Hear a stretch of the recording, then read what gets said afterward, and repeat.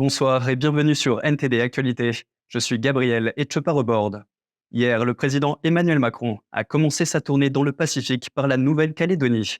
Y faisant le bilan des 100 derniers jours, face aux récentes émeutes, le président a souligné l'urgence d'un retour à l'autorité et a mis en avant les avancées de son administration. Les engagements ont été tenus. Hier, Emmanuel Macron a entamé sa tournée dans le Pacifique en commençant par la Nouvelle-Calédonie. Sur place, il a dressé le bilan des 100 jours d'apaisement annoncés après la crise des retraites. Critiqué pour n'avoir pas su élargir la majorité gouvernementale lors du récent remaniement ministériel, Macron a jugé que les motions de censure inabouties montraient qu'il n'y avait pas de majorité de rechange à l'Assemblée nationale. D'autre part, en réaction aux émeutes qui ont éclaté à travers le pays fin juin, le président a salué l'action ayant permis d'y mettre fin en seulement 4 jours et a déclaré que le pays avait besoin d'un retour de l'autorité à tous les niveaux. Cette violence qu'on a vue, qui a conduit à brûler des écoles, des mairies, des gymnases, des bibliothèques, puis qui est devenue une violence de pillage, elle est le fait au fond de certains de nos compatriotes qui sont extrêmement jeunes, qui étaient parfois manipulés par d'autres, parce qu'on a ensuite eu des choses plus organisées. La leçon que j'en tire, c'est l'ordre. La deuxième, c'est que notre pays a besoin d'un retour de l'autorité à chaque niveau, et d'abord dans la famille. Et donc, c'est tout le chantier que je veux pouvoir ouvrir à la fin de l'été, celui de l'autorité parentale. C'est que beaucoup de ces jeunes, ce n'est pas l'éducation nationale, c'est encore moins la police qui peut régler le problème. Il faut le traiter à la cause.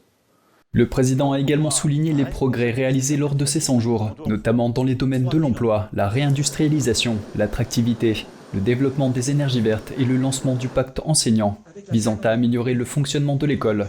L'administration Macron a également passé une loi importante pour accélérer le redéveloppement du nucléaire et a jeté les bases de la planification écologique. Les lois de programmation militaire et pour la justice ont également été adoptées.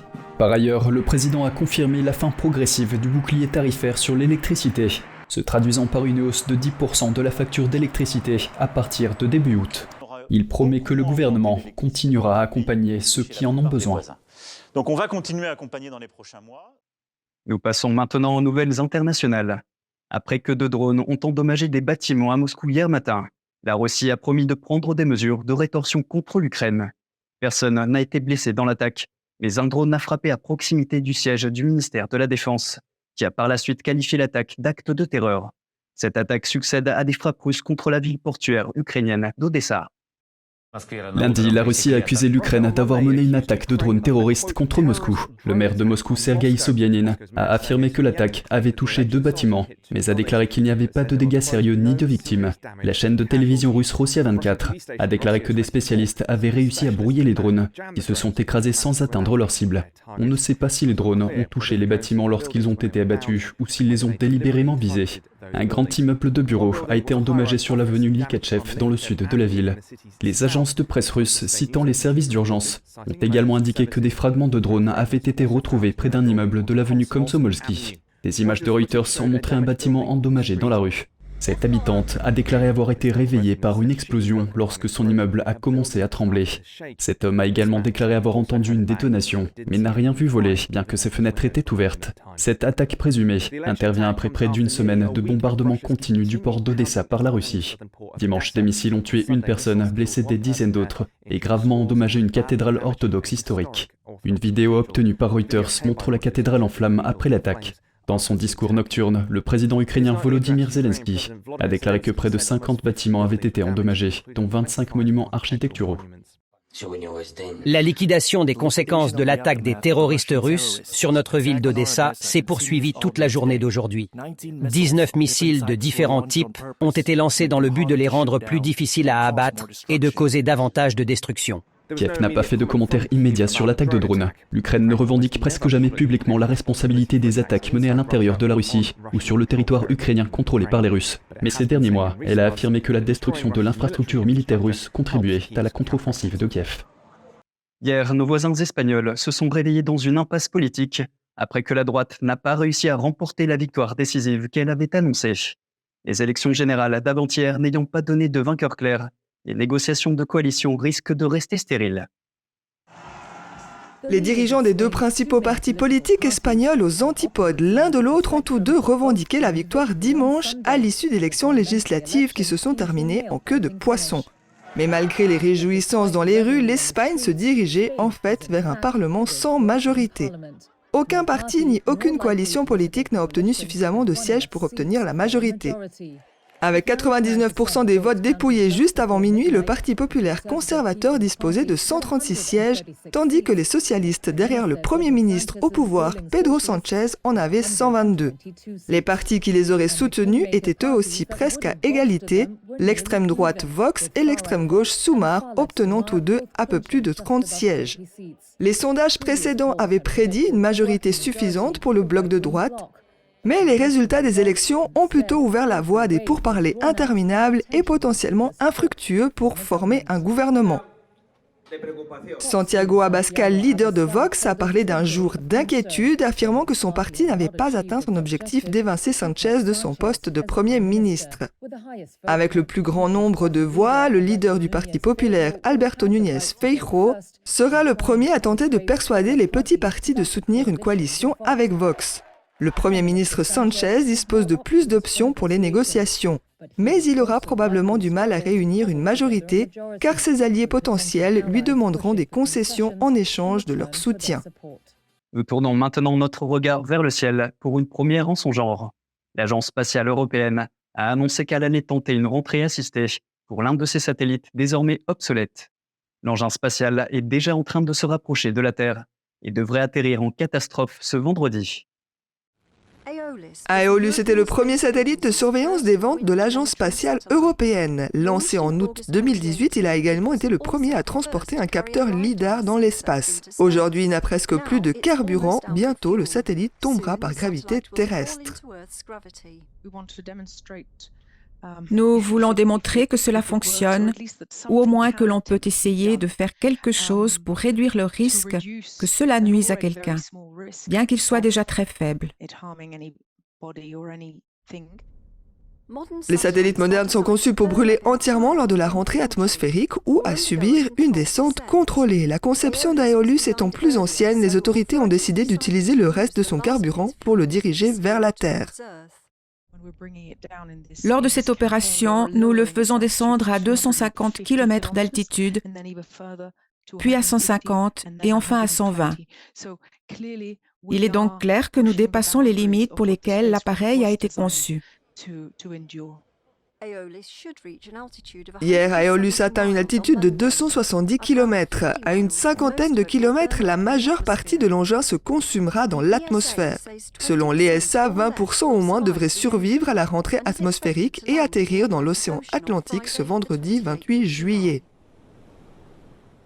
Outre-Atlantique, le secrétaire d'État américain Antony Blinken a déclaré que les États-Unis essayaient de renforcer les lignes de communication avec la Chine afin d'éviter un conflit entre les deux superpuissances.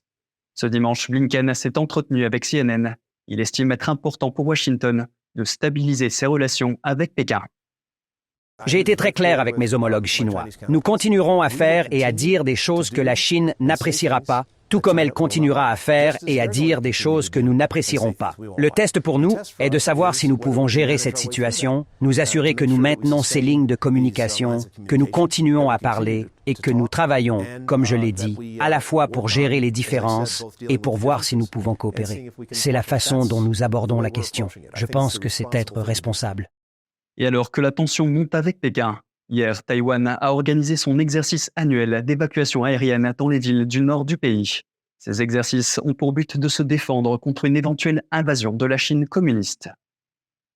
Je pense qu'une guerre pourrait vraiment se produire et quand elle se produira, la situation sera très différente de celle de l'exercice. J'ai l'impression que tout le monde fait de son mieux pour s'adapter, alors je ne sais pas ce qui se passerait si la guerre se produisait vraiment. Alors que les sirènes retentissaient, les villes, la capitale Taipei inclus, ont été fermées pendant une demi-heure.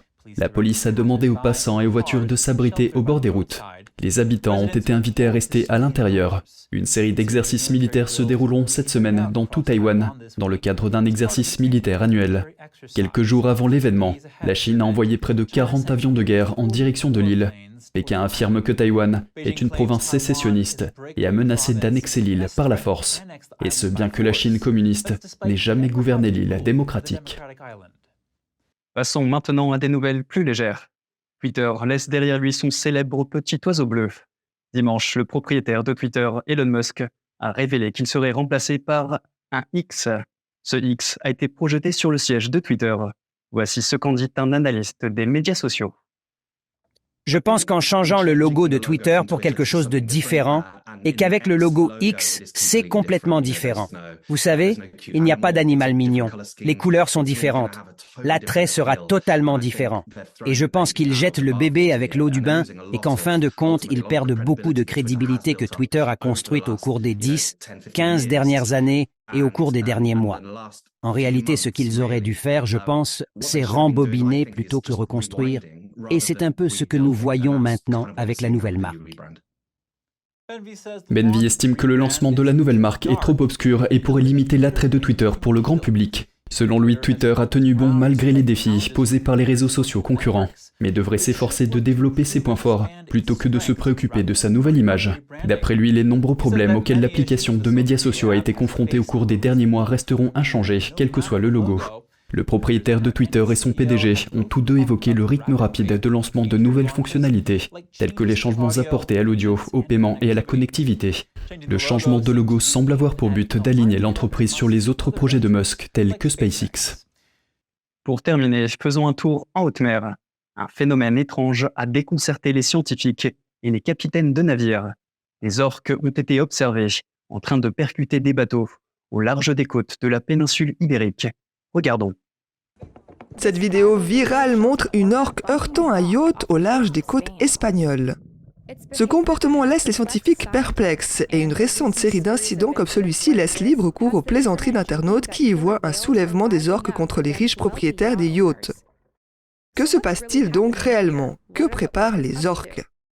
Si de nombreuses théories circulent, les chercheurs s'accordent à dire que la raison la moins probable de ce comportement étrange est l'agression. Vous savez, ce sont des animaux incroyablement sociaux, curieux et joueurs. Et je pense que c'est de ça qu'il s'agit. Deborah Giles est chercheuse sur les orques à l'université de Washington. Pour une raison ou une autre, peut-être une vibration ou la façon dont l'eau se déplace autour de ces parties, ils les utilisent simplement comme quelque chose à quoi s'accrocher pour faire un tour. Michael Weiss, directeur de recherche au Centre de recherche sur les baleines, a une autre théorie. Nous avons vu des orques adopter un comportement semblable à une mode, et d'autres cétacés ont des modes. Nos résidents du Sud ont une mode où ils portaient du saumon sur la tête pendant un été, et tout le monde le faisait, puis plus personne ne le faisait. Il est fort probable qu'une ou deux baleines aient commencé à le faire, et que les autres baleines les aient imitées. Mais que l'on joue ou non, les dommages subis par les bateaux sont bien réels. En mai, un voilier a dû appeler les secours après qu'un groupe d'orques a brisé son gouvernail et percé la coque du navire. Weiss met en garde, les mèmes sont peut-être amusants, mais ils ne devraient pas modifier le comportement humain à l'égard des animaux. Je pense que les deux façons les plus tragiques dont cette saga pourrait se terminer sont soit un accident horrible, que l'une de ces interactions se termine par une personne gravement blessée ou tuée, soit que les orques ne blessent personne, mais que les gens soient tellement énervés, nerveux et effrayés que l'un d'eux prenne son fusil et essaie de tirer sur une orque. Les chercheurs ne sont pas sûrs de la durée de ce comportement unique.